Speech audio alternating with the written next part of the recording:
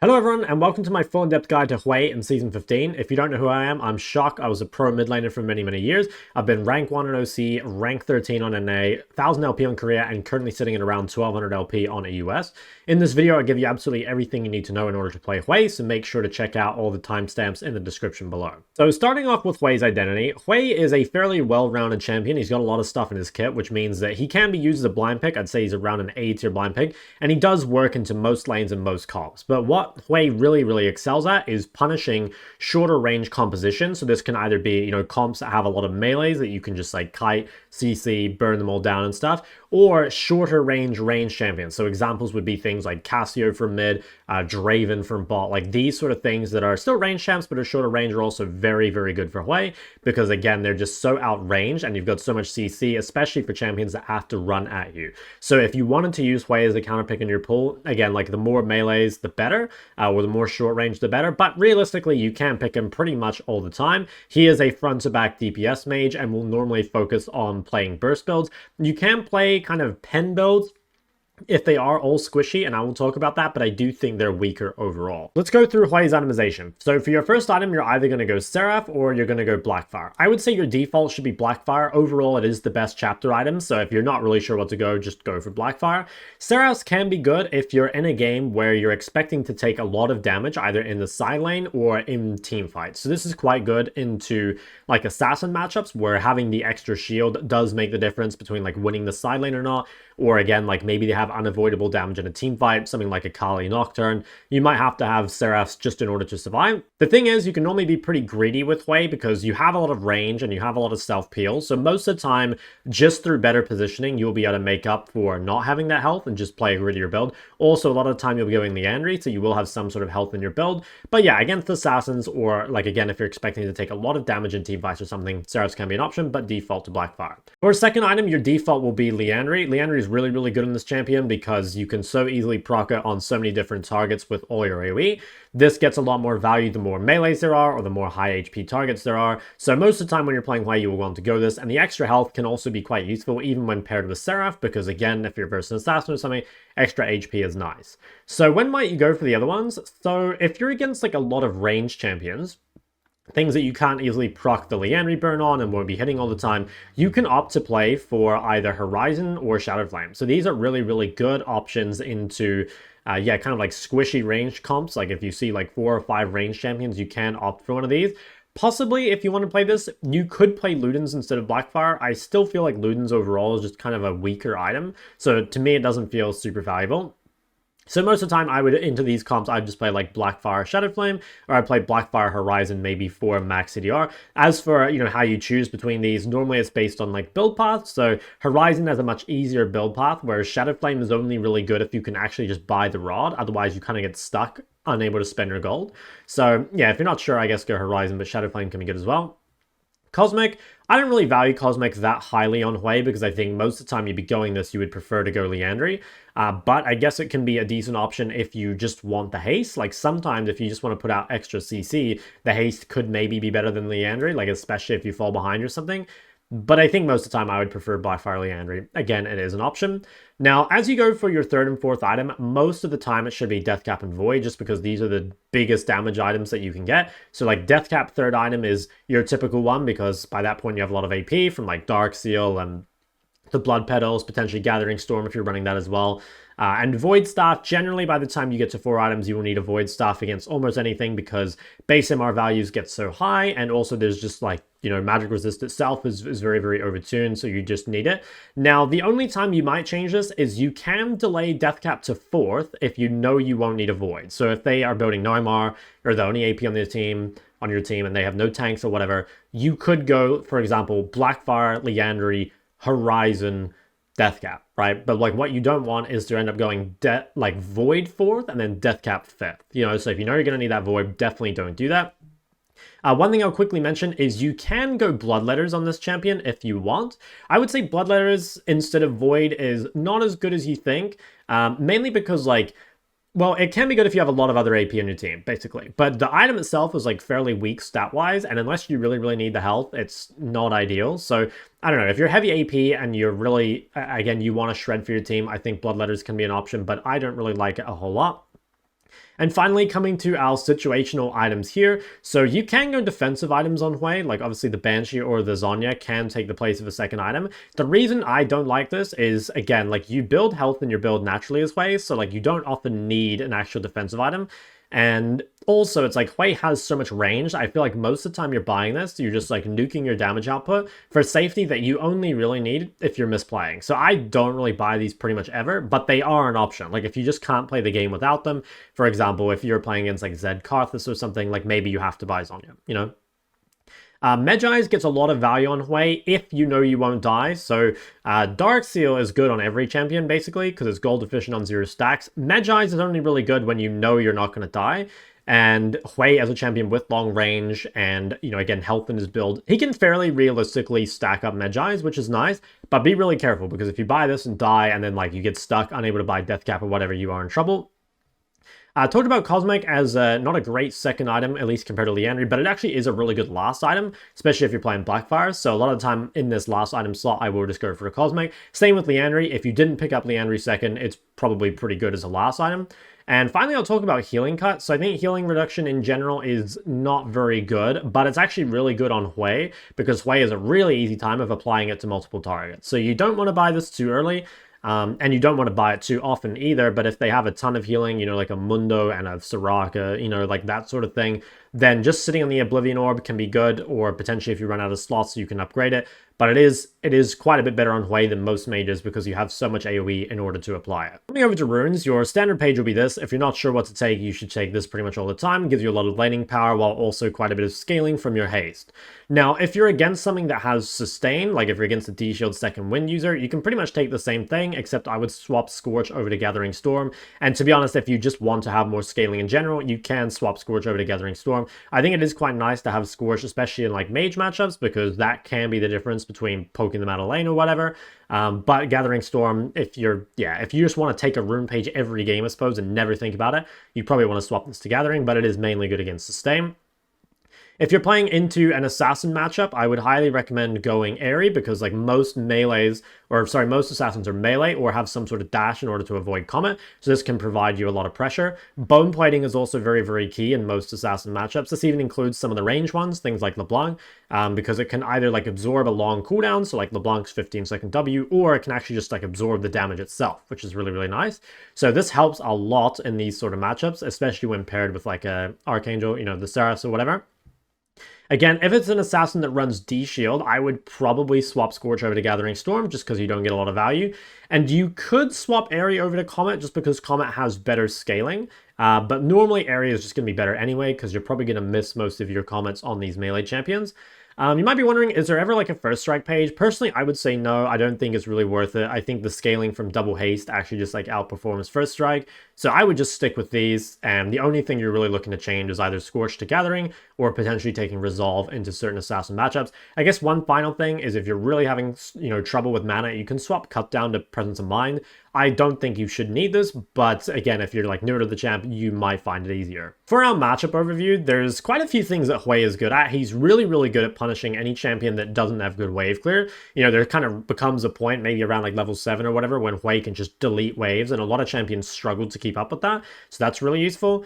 It's also quite good against any sort of champion that needs to either jump on you or run you down. So things like Jace Q, you know, melee Q having to go on you, Tristana W onto you, Akshan E into you. If you hold your EQ, this becomes like pretty good matchups, and you can just focus on QQ harass and like saving EQ in order to peel yourself, basically.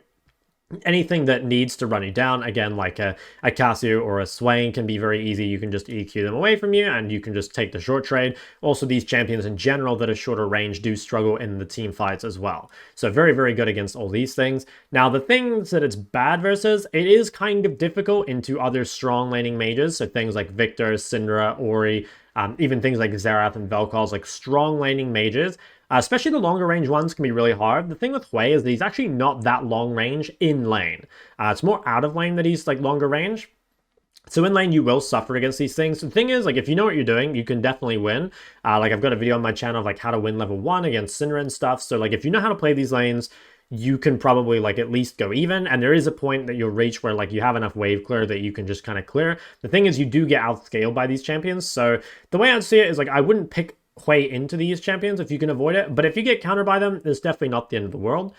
Super sustained assassins can also be very, very annoying. Things like Akali are very hard to poke out. Now, you can punish their lack of wave clear, but you have to be careful, like pushing too far up in the lane. The thing is, if they don't get a lead against you, you'll probably do really well against them. Like, once you have, say, the Seraph plus the Leandry, it's going to be really hard for them to kill you in team fights, and you're going to have just like a much higher output in the fight itself. But do be careful, because there are like ways to mess this up. I do think with the right runes though and the right items, you should probably be fine. One other thing I'd mention is that like certain ganking champions can be pretty hard. You know, things like Leona or Jarvan or whatever. Ideally, if you could avoid playing against these, you would. Hwei is actually better than a lot of other mages against these, because he does kind of have some mobility with his WQ and also his EQ in order to peel himself. But you would prefer to have a dash against these sort of champions if you could. Before we go any further, a quick reminder that I do several coaching sessions a week in the Mid Lane Academy alongside Coach Curtis, which you guys are more than welcome to come to. By joining the Mid Lane Academy, you'll also gain access to the Discord server, which is a really great place to ask any questions you might have. There is also a coaching library here, which has all the previous coaching sessions listed. So for example, if you want to take a look at Ari's previous coaching sessions, there's a whole bunch of them here. There's a fundamentals section, which is great if you're still struggling at the core components of the game. It's got really detailed analysis on how to learn and improve at each of them. There's also this live commentary section here, which is similar to some of the unranked to master videos I've made on my YouTube channel, where you can come through and again, look at various champions and get a coach's insight as to how they should be played. New guides and videos and stuff are updated and added to all the time. So if you really do want to take your climb seriously, Mid Lane Academy could help you out a lot. So if you want any more information, there is a link to the Mid Lane Academy in the description below. Before we go over to the combo section, I want to explain each of Hwei's abilities individually so that the combos themselves make a bit more sense, because it can be pretty overwhelming at first. So Hwei is different from other champions, and he has a total of 10 abilities, and these can be used by pressing QQ, QW, QE, etc. with all of these. So each of your Q, your W, and your E, unlock 3 other abilities that you can then select. You can also press R while you're in this in order to deselect it and just go back to the abilities that you have, like your base abilities, essentially. So I'll go through those one by one, but first up is the passive. So the passive is basically if you hit someone with 2 abilities, you create this little AoE explosion around them. Most of the time you will just proc this naturally, but there will be a few times in the combo section where you go out of your way to proc this specifically. This is what makes him so good in chokes, or when other people are already CC'd and you can just bring them all together. He's just got a ton of extra hidden AoE just from this spell here. Next we have our Q, which is basically our main damage option. So the first one we have here is our QQ, which is a line skill shot with a little bit of AoE at the end. It also does some % max HP health damage, but it's honestly not super relevant. So you can see there, that one's fairly simple. You can use it to poke or to trade in lane or whatever. Next we have QW, which is kind of like a Xerath W. It's slightly delayed, and it does bonus damage based on their missing health, so essentially execute damage to targets that are either isolated, so that means if they're the only target that you hit with your W, or if they're immobilized, or if they're CC'd either by you or someone else. And so this is really good for obviously chaining with other CC, executing people on low HP that are trying to run away or whatever. You will find a lot of use out of this. It does take some practice, right? Because again, there is the delay, so you will have to, test it a little bit, but it's really, really useful. Next we have QE, which is kind of, it's mainly going to be like a wave clear tool. It can also be used a lot in team fights for holding chokes or just dealing a lot of damage. Again, it's like kind of like Vel'Koz's W. It's like slightly delayed and then does AoE damage to anything along the line. So yeah, for wave clear or for team fighting. Moving over to our W, this is basically your utility ability. So your WQ is another line ability where any ally or yourself along this line is going to gain movement speed while walking along it, which can be really useful for either kiting away from people or for chasing them down or allowing your teammates to engage or whatever. Very useful spell. Next, we have the WW, which creates this little bubble, and inside the bubble, you gain shields, and the longer you stay in there, the bigger the shield becomes. So this is quite useful for when you're getting traded on in lane or whatever. You can just drop it on yourself. It's also quite useful for stopping dives, or you can cast it on an ally in order to prevent them from dying to a burn or whatever. Or it can be quite useful if you're like doing Baron as a team or something. It can be kind of nice. WE, this is probably the ability you're going to use the most in the W section. Basically what this does is your next 3 abilities or attacks deal additional damage and grant mana. So this is really useful because it actually works, with other abilities. So for example, if you use this and then press QE, that'll help a lot with your wave clear. I'll kind of talk about that more in the combo section, but you're going to want to make a lot of use of this because it's going to, allow you to essentially have the mana regen, and also it does count as a proc for your passive. So for example, if you see there, we've got like 1 proc on them, and we can can proc the passive by pressing in another ability. Or alternatively, like if we hit with another ability first, we can get the proc without autos. So that's going to be quite useful.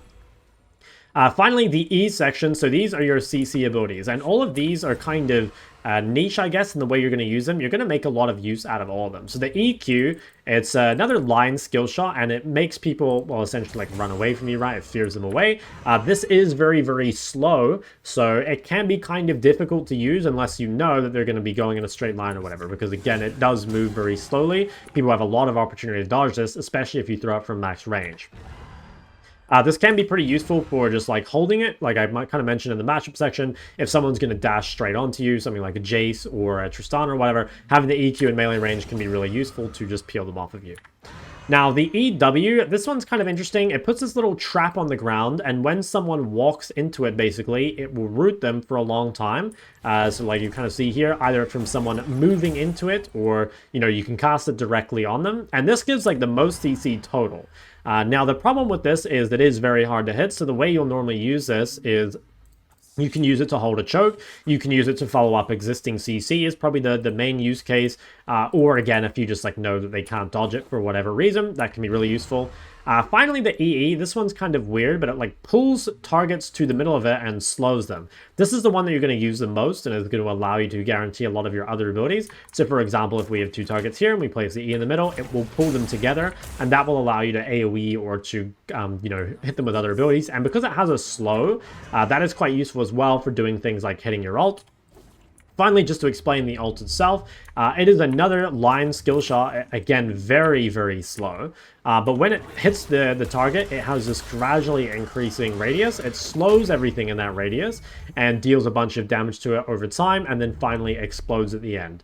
So hopefully that kind of makes sense for the abilities themselves, mainly because I just needed to make sure that you understand the combos when we get to it. As for which abilities to max, you're always going to max Q, then E, then W, and obviously put a point and ult whenever you can. For starting the lane, most of the time you will start with Q, because the QQ harass level 1 or zoning them off is very valuable, or the QE wave clear can help you get prior.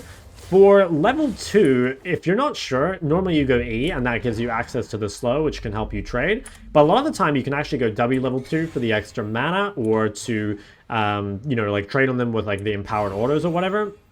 That's kind of up to you. I think it's pretty unlikely that you ever do like a 2 points Q thing or something. So most of the time it'll just be QEW, but you can do QWE as well. And then obviously max Q from there. So for Hwei's combos, there are a lot of different ways you can use your abilities. So what I want to do is kind of go through the ones that you're going to use in lane, and then the ones that you're going to use most often. And then I'll kind of talk about just every ability one by one if there's any other combos or anything I've missed.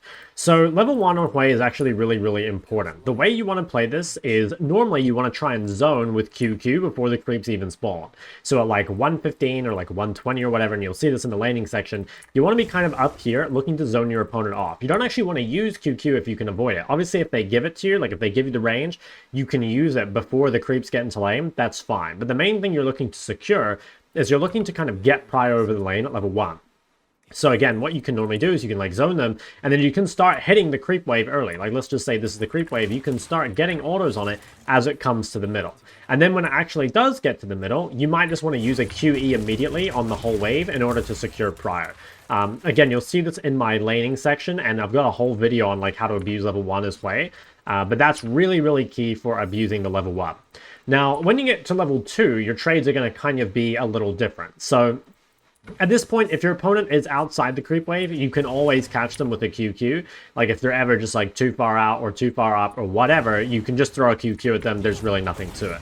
Now, most of the time at level 2, I think you should take your E, and that kind of opens up a couple different trades. So the first one is that, like, if you still need to get prior over the wave, like if the wave is, you know, kind of contested, they're pushing back and stuff like that, one of the really easy ways to do it, like again, let's just say this is the creep wave, is to QE the creep wave like this, and then pull your opponent into it, and that way you get all the AoE on the wave, while also, you know, bringing in your opponent, getting the guaranteed comment, and getting the passive proc. So using the Q into EE combo, QE into EE combo is something you're going to use a lot in lane.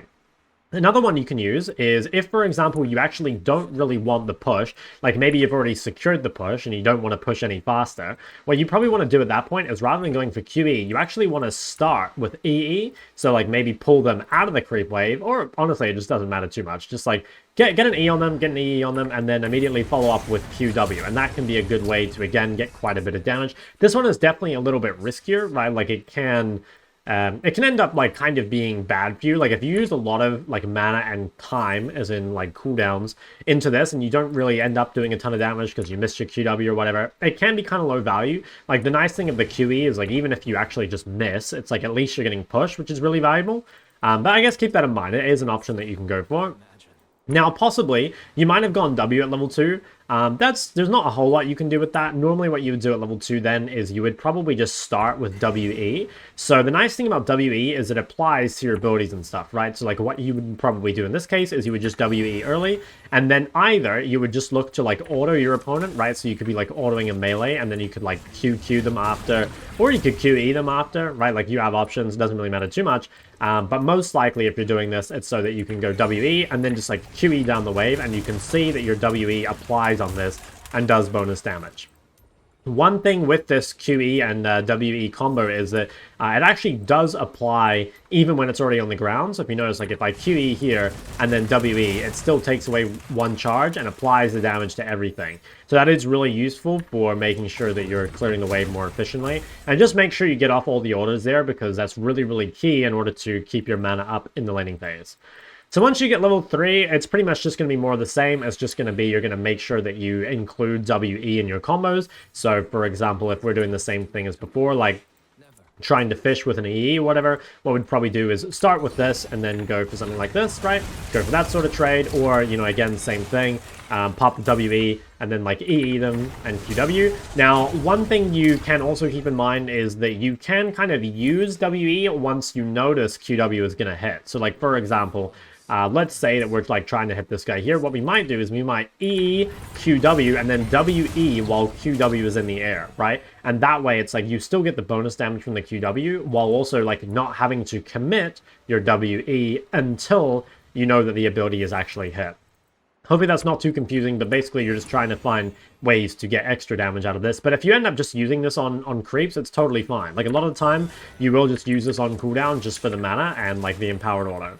Now, I guess one thing to kind of be aware of is that in certain lanes, you actually want to kind of hold your W or hold your E. So, you know, if you're against like some sort of matchup where your opponent needs to jump on you, you probably need to like save E and just like poke them with like QQs or QEs or whatever. And then like if they won't be able to dash on you as long as you hold EQ. So, and a good example would be something like Tristana, right? So when you're against Tristana, you just hold your E defensively. If she ever jumps on you, you EQ her away. And other than that, you're just poking with Q. There are certain lanes that are harder where you might need to hold both. So you might just need to only poke with Q and then hold EQ and also hold WW. Because one way to use this is if someone jumps on you in lane, the amount of extra shielding it can be, you know, it can give you is really valuable. A good example of this matchup would be something like LeBlanc, where, you know, if you can either cancel her W with EQ, or if you can like WW and then just like trade back with QQ, that works really well as well. So those are your main like laning combos, and I guess like ways to use things in lane. Another combo that you might find yourself using in lane just as like an escape thing is if you get ganked. So if you get ganked, probably what you want to do is EQ the opponent away. So like, for example, if they're coming up here, you can just like immediately EQ them, and then you could like WQ away. Obviously you can do this the other way around. Like maybe you want to start WQing first and then EQ. Another thing you can do with this is, depending on where your enemies are, sometimes it can be worth QEing the other way. So for example, like if this guy is already on top of you, right? You want to QE the way you're going, because like remember, this slows. So what you might want to do is like, let's say we're running away, we might do like QE, WQ, and then EQ, right? So on this line, they'll be getting slowed, you'll be getting sped up, and you can get the fear. So it would probably be a mistake to QE in this direction, because like realistically no one's going that way, right? So you probably won't use that a ton, but it is something to be aware of.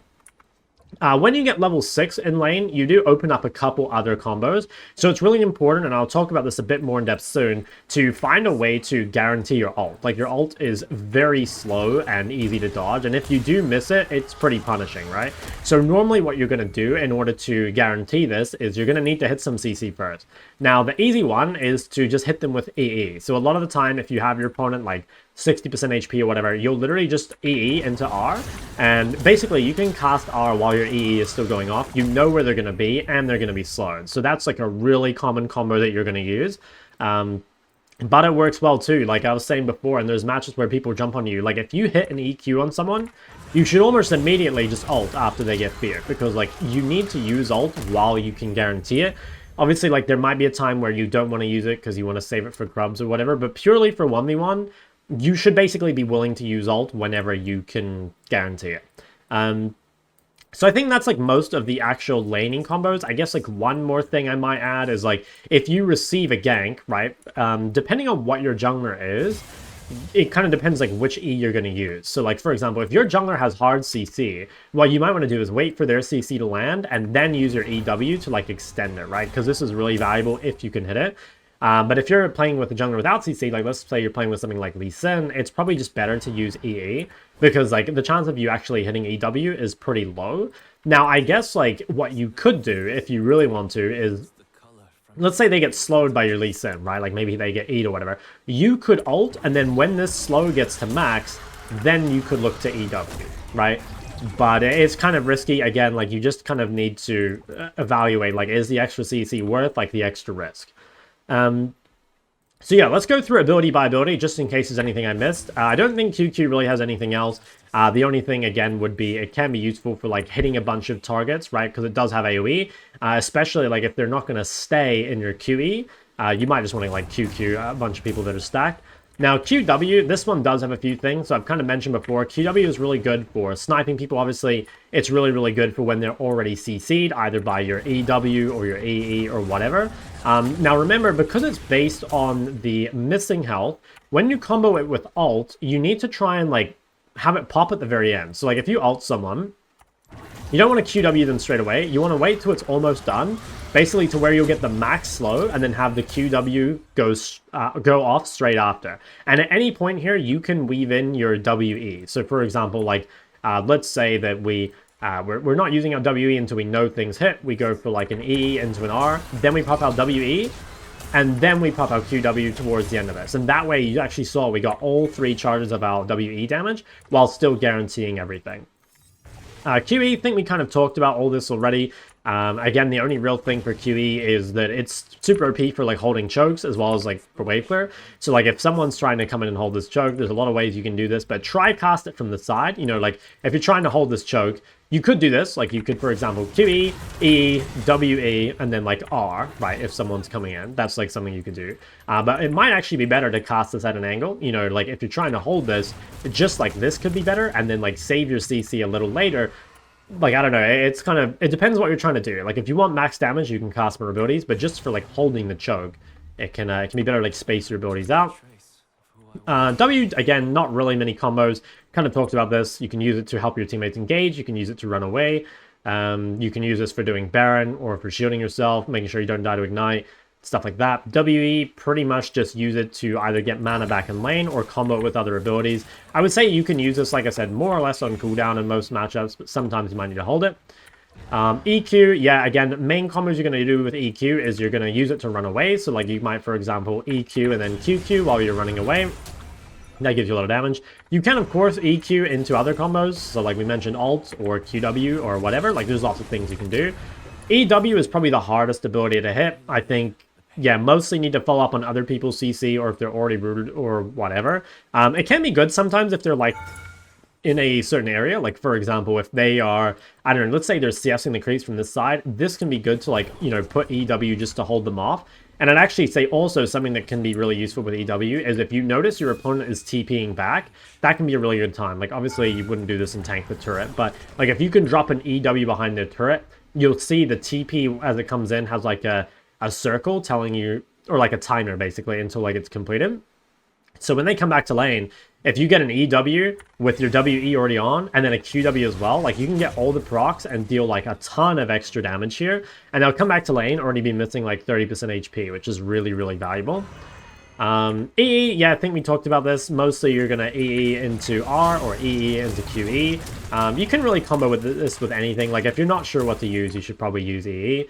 And then, yeah, finally the ult. Just be very careful throwing this out too early. It's so easy to miss. So try and follow up either your own CC or wait for them to be slowed. That, again, can be by your slow hero or whatever. Or try and cast it from fog is another thing. Like, if you're holding this choke, for example, it's much easier to hit an R like this as opposed to like this, right? Even though it's kind of going to the same place, it's so much easier to see.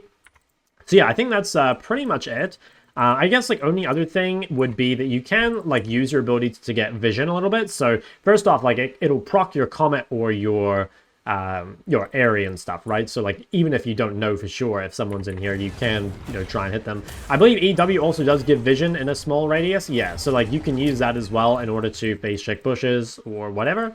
But I think that's pretty much it. So it's probably pretty overwhelming, and I think that's kind of by design. Like, it's not meant to be a super easy champ to pick up, but it's actually kind of easy to do once you get good at it, I guess. You know what I mean? Like, there's a steep learning curve, but it's actually not too hard once you get it. It's just, like, it's very unnatural to cast, like, 2 abilities at once.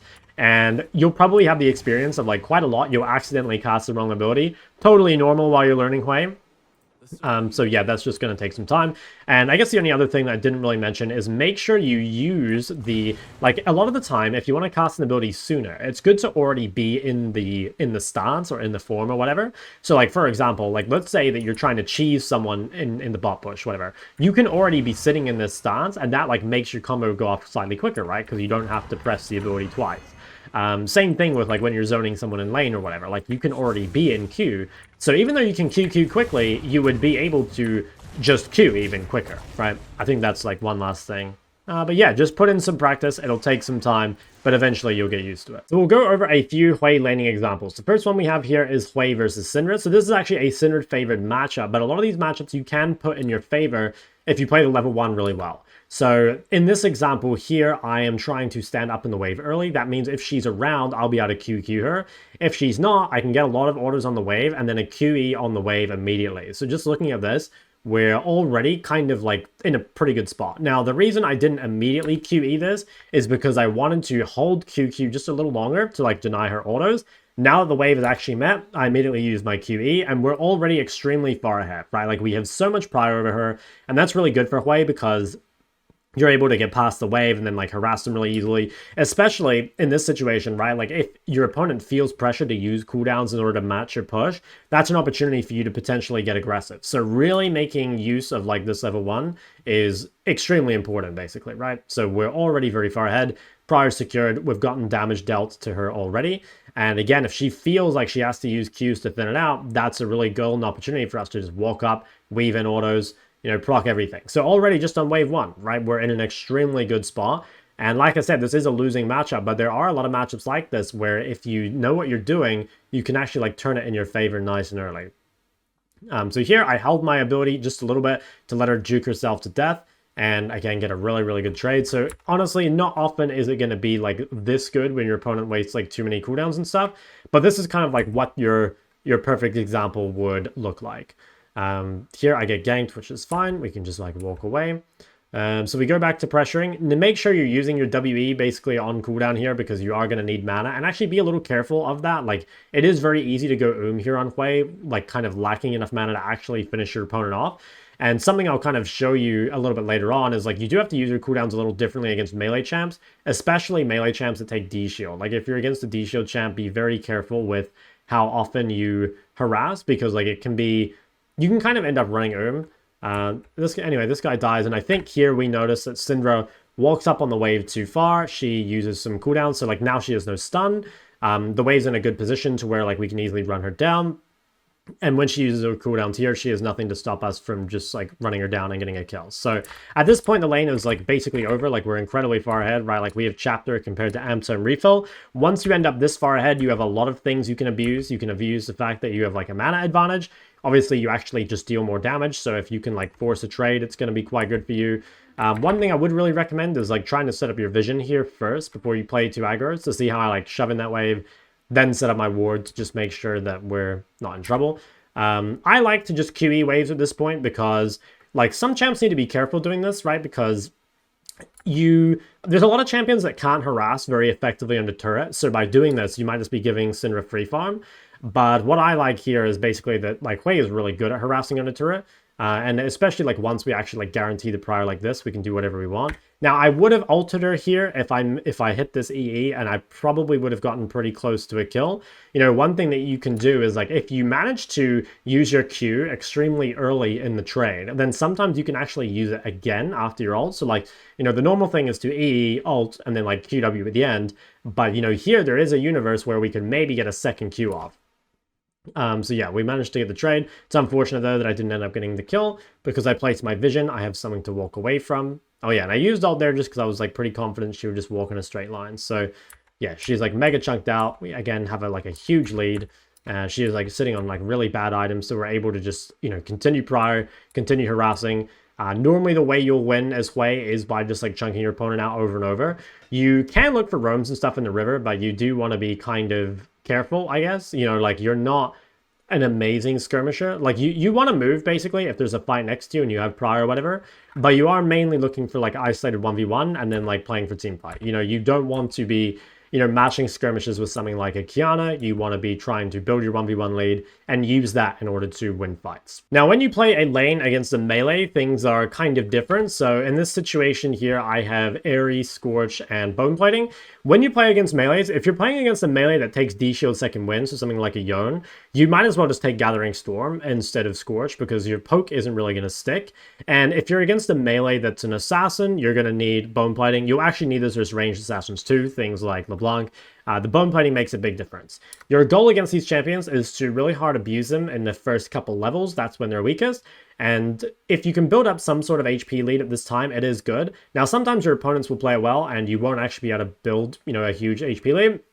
But ultimately, if you can just get the wave like under their turret and then just have it like bounce back out to you, you should be fine.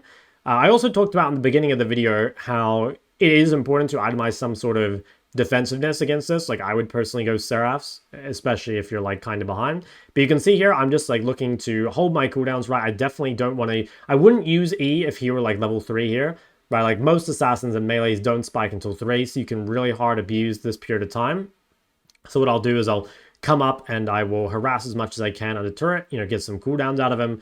And then we do want to go make sure that we can get some sort of ward or whatever. Yeah, so we've kind of like done our job, I guess, at this point. Like we haven't managed to get like a huge health lead, but we have at least denied some CS. At this point, again, like try just let the wave come back to you because you really don't want the wave to be up like on his side. So just trading defensively at this point, again, like holding it here to where he doesn't have the room to run you down. It's kind of different from playing against like the ranged champs because, you know, against the ranged champs, it's like very difficult for them to actually punish you. Like they don't have like a gang setup, whatever. Now this is kind of like something I did because Elise was coming. So you want to be really careful. You want to sort of like rotate your cooldowns. So like your 2 defensive cooldowns are Bone Plating and your E. So if you use them, that's like a really good opportunity for your opponent to trade, right? So generally you want to have like always one of those up at any given time. Now in this situation here, I was kind of thinking like, okay, like Elise is very close to me. If I can get this guy to, you know, go on me right now, potentially like to drop the cannon for this, I think it could have ended up being good. What I probably should have done is use WW, and I should have waited a tiny bit longer because like you can see like Elise is almost here. Like if I'd done that like a tiny bit slower, I think it would have been really good. But anyway, we can just kind of skim through. You'll see that this is like basically what you're looking for. Like you're kind of expecting to, you know, have like a lead basically like in the 1v1, and as long as you don't die to, you know, a random like gank or whatever, or like getting run down at 6, you should be fine. Your post 6 wave control is pretty key. Like make sure that you're only pushing out like when you have vision or when you have like bone plating in your E up. Like the wave control is the main thing. So like if you are pushing into Fizz, have like a good reason for it.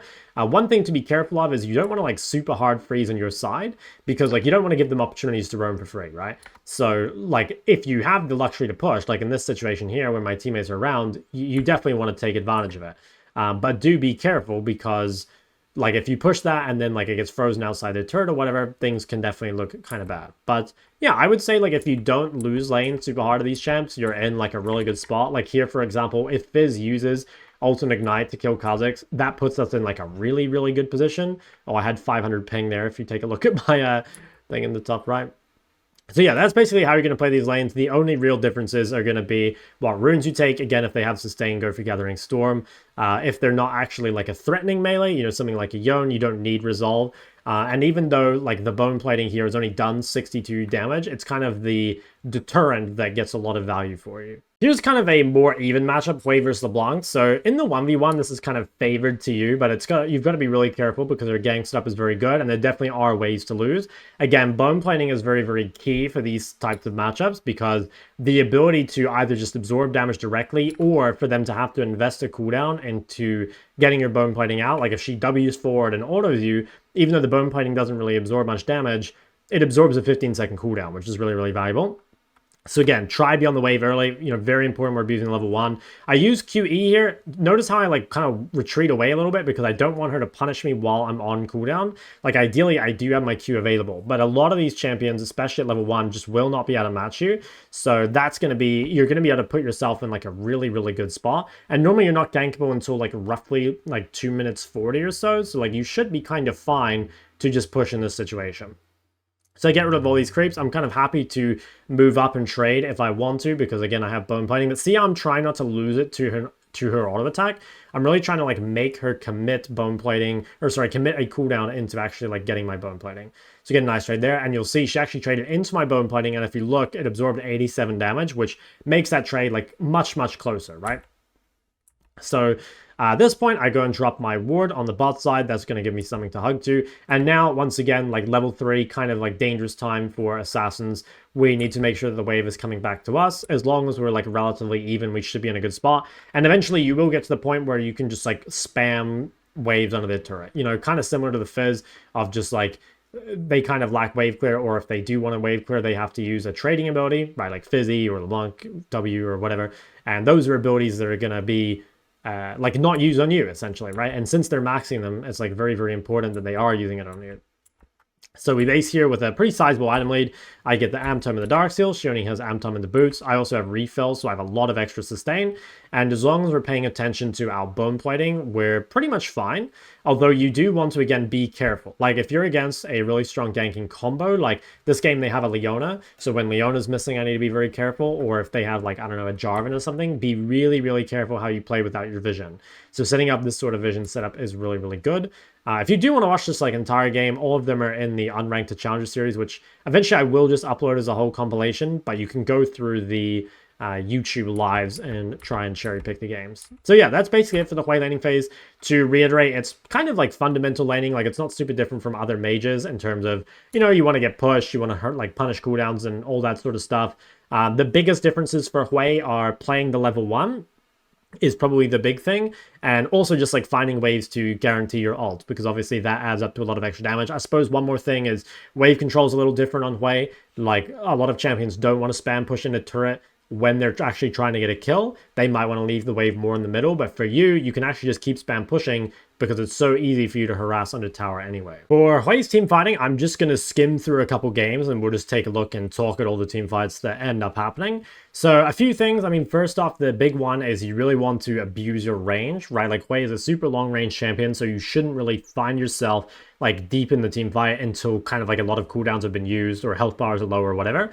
Another thing is just like as a general front to back mage, you want to be keeping people in front of you. That goes a long way to making sure you don't get picked for free. I guess like another thing to keep in mind is play around your A a lot, right? Like if you do use your A, you've got to be much more careful walking up. So let's just kind of skim through with those things in mind. So first team fight we have here, making sure to stand behind my Lulu, right? Like at all times, I'm trying to keep someone in front of me. Once the cooldowns are gone, I feel a little more confident walking up. you will just need to kind of practice how you play the team fights, right? Because like something that is going to be, it's going to feel overwhelming is you're going to be thinking about like what ability should I use, like where should I position. It is going to be overwhelming. To be honest, you don't have to play every fight like perfectly from like an ability point of view, right? Like ultimately, if you're just getting like a lot of AoE down and you're like CCing people, you'll probably be fine. Like if you're not sure which abilities to use, probably just use QE, EE and WE, right? Because that's just going to give you like the most AoE. So that's definitely something you can look for. So here's a kind of awkward fight example. So if you notice on the map, like Garen is pushing top, which means this is the 485. So we kind of don't really want to do this to begin with, or like we want to bring them, but we don't want to fully commit. So this is quite difficult because the person you want to be behind is the one like on the dragon. But if you go position there, you've got Nidalee on one side and Leona on the other. So the best thing here is just to make sure you don't commit too hard. Like try and stay far enough back. Again, like abuse your range. I actually think I committed a bit too hard here, where I needed to be far enough away to where I didn't get slowed by that Leona ult. So I still managed to get a lot of AoE down, and this is still kind of good, right? Because Garen is getting stuffed up in the meantime, so as long as we don't die, we are in a pretty good spot. But just be careful, because I think like you could have done this without getting hit by Leona ult, and then you probably don't have to flash, and it looks way, way better. Try and keep like track of or keep in mind the main threats to you. And normally it will be things like Leona ult or Nautilus hook, or you know, those sort of things. Oftentimes it's the support jungle and potentially the top that have like the most threat onto you. Specific abilities and like how to avoid them is definitely something worth thinking about. We have another Atacon fight here. So for this one, I think this was fairly easy. Like, again, I'm behind my team. I'm just, like, dropping as much AoE as possible. I try and wait for someone to get CC before I drop my ult, which I think is very, very valuable. And like I said, as long as you're, like, behind the team to begin with, you shouldn't be under a lot of threat. And you can start going forward once cooldowns or whatever have been used. I guess another thing to be, like, really careful of is, like, if you're, so like I said before, you can kind of use whichever abilities you want and it'll like mostly be fine. But one thing that I see like a lot of Hweis doing is throwing E out too freely. So sometimes it's not so much about the ability you choose, but actually like when you use it, right? So a good example would be like if you throw EE the moment it comes up, you actually might get more value just by holding it, because cooldowns themselves create threats, right? Saying, or like what I was saying before, where you need to respect things like Leona ult. At the same time, the enemy team is thinking like, okay, I need to wait for Hwei to use his E before I can jump on him or whatever. So sometimes it can be worth like literally holding your abilities until they, you know, until they overcommit and just like spamming out QEs or whatever until then, and holding your E as that deterrent tool. This fight here ended up really good. All this really was again, you know, same thing over and over, just making sure that I let Aatrox fully commit. Like, see here how often I click backwards in this fight. Like, I was kind of, there's a Leona on mid wave, so that's like the main threat to me. The Viego is not too bad, but I actually like move away here, like really trying to like respect or like wait for them to use things, and I managed to catch them all in a CC chain and just end up killing everything basically. So that turned really well, and I'd actually say like that changed the game in a big way. Like I got a lot of their sums and kind of brought us back in the game, which felt pretty good. Let's kind of skim through. One little kind of thing that I haven't mentioned so far is be a little careful fighting on components. So in Hwei's core build, where you go Blackfire Liandry, both those items build out of Faded Ashes, and Faded Ashes is a pretty mediocre item for actually fighting. It's good for clearing waves, but the damage dealt is very minuscule. So like obviously you can fight it, but just kind of be aware that even though Blackfire and Liandry are great completed items, on the way there, you are going to be like a little weaker just because the gold is not particularly valuable, or not spent particularly well. Let's see this one here. So again, just want to make sure I don't overextend too much. I'm really trying to kite away. We get the fear and then manage to follow up the ult, which makes this really, really easy. So I think it's pretty much the same thing over and over. This one, I'd probably not recommend doing this too often. I think I ended up TPing to this because Pantheon was top without TP, so I knew that I could get in and do something, but be very careful. Like, not often do you want to TP into the enemy team as Hwei. More likely you would want to TP somewhere a bit further back and get set up. Like holding chokes and stuff is really valuable.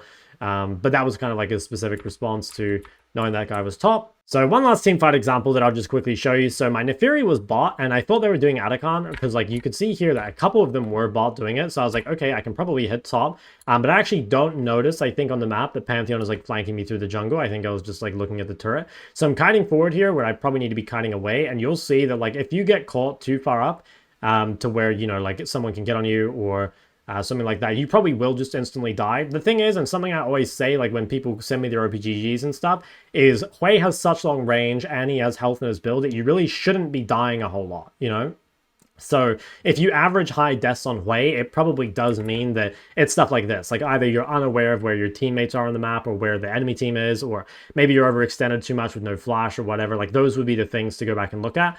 It's hard to say, like exactly what your problem is, but you shouldn't be dying so much on Hwei. It's a very easy champ to survive on. So this is what I have overall for Hwei's matchup tier list. So generally the things that are hardest are, strong landing mages that outrange you. So stuff like Victor, Syndra, Ori, Xerath, Vel'Koz, etc. These are all very hard. Sustain is also quite annoying for you. So stuff like Aurelia, Zed, Akali, Yasuo, anything that can run D-Shield or, has sustain elsewhere is quite hard. Gank setup can also be quite annoying. Like there are champs that you can beat 1v1, things like Fizz or LeBlanc, but if they're paired with the right things can be super annoying. Like in theory, you shouldn't really see a champ like Fizz unless they also have like a Jarvan and a Leona, and like that sort of combination is very, very difficult for Hwei. The easiest things for Hwei to deal with are shorter range champions, like anything that's weak in lane or anything that's short range, anything that needs to jump on you is going to be very easy. Now, if you want specifics for how to play these matchups, if you check the description, there will be a link to this, and this has the, whole matchup spreadsheet here where you can click on each one and it'll tell you basically what the most important thing is. So again, like if you're having trouble with anything, you should probably come here. And of course, if you have any other questions or anything, you can leave them in the comments or you can come directly to my stream. So I think that's going to be it for this video. Again, yeah, anything else, just let me know. Thank you guys so much for watching. Don't forget to like and subscribe, and I'll see you in the next one.